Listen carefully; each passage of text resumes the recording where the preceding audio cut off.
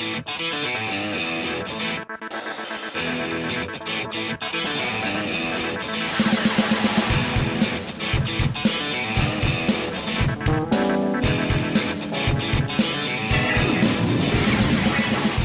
problem of climate change really boils down to the burning of fossil fuels, which is oil, coal, natural gas, and buildings, when you trace it back, are responsible ultimately for about half of the fossil fuel energy that's burned in the country.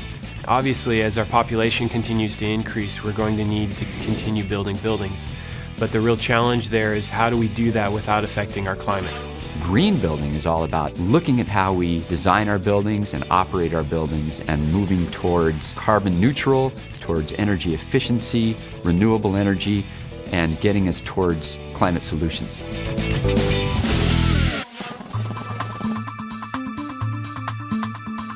There is nothing but opportunity in the transformation of our economy from one that's based on petroleum to one that's based on renewables and cleaner forms of technology. There is all kinds of opportunities for folks who are in the trades. Whether you're an engineer or a carpenter or a plumber, there is nothing but opportunity here. People are going to have to install solar panels on the top of homes. People are going to have to weatherize and make businesses and homes more efficient. Those jobs, they exist now, and there are going to be lots more of them over the next 20 years. Jobs that you can feel excited about. I have a good job, good pay, and I'm doing the right thing by the planet. It doesn't get much better than that. It's a unifying concept. It's not partisan. There are conservatives and liberals who love green building because it makes sense economically, it makes sense socially, it makes sense environmentally. Now we're seeing business people coming together with environmentalists and labor. In 1983, we called it resource-efficient building or energy-efficient building. Slowly but surely, the word green crept in. We started at the bottom end. We started looking at construction waste. We can generate anywhere from 30 to 40,000 tons a year in construction waste. What is it that we can do to try to help make that better? A closed-loop recycling process, especially if you can keep it local. Our local recycling facility created this piece of machinery that now grinds up the drywall that comes out of our buildings, sifts out the paper, sends this perfectly good gypsum product now to Ash Grove Cement. Now we're getting concrete out to our job sites that has our own recycled gypsum in it. Both of these projects are doing extremely well as it comes to waste recycling. Both right now are just above 91%. The industry average is just over 40%, so we're doing quite well. By recognizing ways in which what we do every day can be changed, the more we put the green lenses on, the quicker we can start to change and evolve. Whenever we save a kilowatt hour, we are saving CO2, we are saving the environment. If you think about reducing energy in a building, you have to imagine reducing the amount of energy a power plant is producing. Sometimes that's about making simple operational changes. Sometimes it's about actually making major retrofits. We love our tradespeople, and you could be part of our plumbing teams or electrical teams. You can be a pipe fitter or a sheet metal worker, all working on making buildings more energy efficient, all the way to putting in solar panels and thermal solar systems. So our tradespeople are really important to us and a key part of the green movement, the green collar jobs.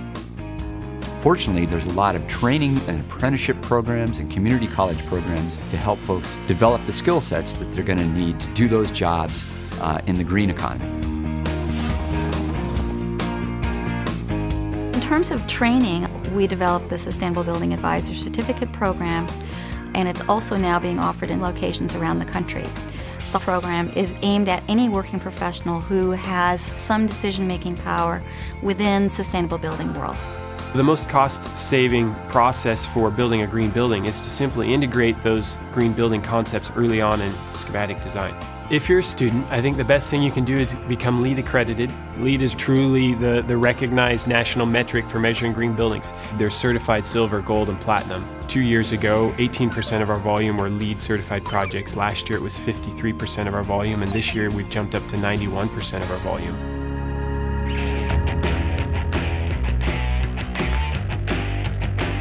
Built Green is a similar program to LEED in terms of its goals and its approaches. Built Green is a more localized program operated by the Master Builders Association in partnership with King County and Snohomish County.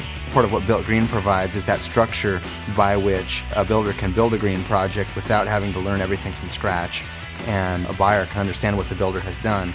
It also provides a third-party mark of integrity. Green building is a growth economy, and if you want to stay in business, you better be thinking about green building or the market will pass you by. And there's this whole area of trades jobs and technical jobs. We need young people to get excited about this, and I think they'll get excited if they know that it's innovative. They also don't probably realize that it's some of the best paying work out there.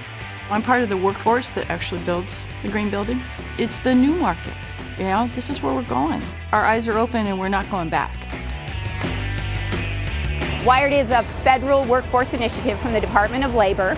It's about connecting people to the jobs of the 21st century. SATSUP is, the epitome of recycling. It's about taking this old nuclear site and converting it into a place where people learn green. When we look at the opportunity that lies here in this plant site, with nearly $300 million worth of infrastructure, and with all of the possibilities for worker training in the construction phases, it's right here. WIRED covers innovation, it covers energy, covers manufacturing, it covers construction. SATSUP is a place where you can use your mind and your hands, and you can learn the techniques and the opportunities in the green economy. This is a good time for students or those that are interested in the trades to get involved just based on what we're implementing in our apprenticeship programs. There's a lot of work out there to do, and this generation has both the responsibility and the obligation to pick that up, and that provides an awful lot of opportunities. I love to do things with my hands, and I'm really good at math, and I love to look at designs. I just love being able to say, I built that. And being able to say it's energy efficient just helps it even more. One of the things I am just loving about this whole new rebuilding the infrastructure of America, because it's making construction jobs and manufacturing jobs cool again. It's important to remember that the construction industry, it can't be outsourced. I love when I have a 27-year-old come in and he says, I can't imagine anything I would rather be doing. And he loves his work. And I get that all the time in any of the trades. Every one of the building trades are looking for those ways that their industry can become greener. Their programs are evolving. Everyone from the pipe fitters, the electricians, cement masons, the iron workers. Our technology is changing and the trades are changing with it. It's a natural way to evolve. We are training people to do pervious concrete installations, which is concrete where the water can run through and prevent stormwater runoff. And so we've been certifying cement finishers because more and more cities are requiring that kind of concrete. If you like working with your hands and creating and making things, the trades is a great place to go. The money is very, very good. Green job, union job, green money. Manufacturing is no longer dirty, dark, depressing, and dangerous. It's clean, it's interesting, it's high-tech. You don't use backbreaking labor anymore to produce the goods and services that we use to construct our homes. There are some exciting aspects to what we see in the future and what's going to happen. A lot of it is in manufacturing and the opportunities that manufacturing provides for the building trades. There's no reason we couldn't be the leading producer of, let's just say, blades for wind turbines. Every manufacturing plant has to be constructed, which provides jobs for the building trades. Many of the manufacturing facilities will be built using, green standards.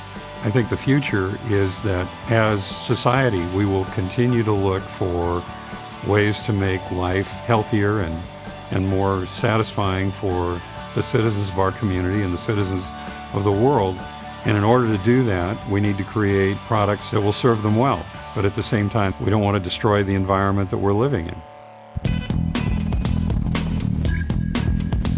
We want our region, the Pacific Northwest, to be the world leader and to create tens of thousands of jobs in the green building and clean energy sectors so that we can prosper at the same time as we help save the world.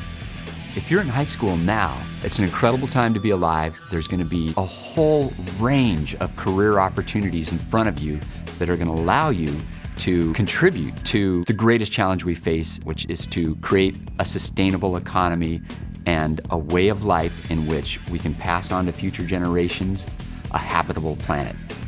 What an incredible endeavor to be involved in. This is an exciting time. It's like things are changing. It's like people are finally waking up. It's exciting to be part of the construction industry at this time. All of a sudden, wow, we're it. Let's do it. And let's train a whole bunch of other people to do it. Go green. Imagine a world where instead of being blamed or viewed as part of the problem, you're actually viewed as part of the solution. And that's a future worth fighting for.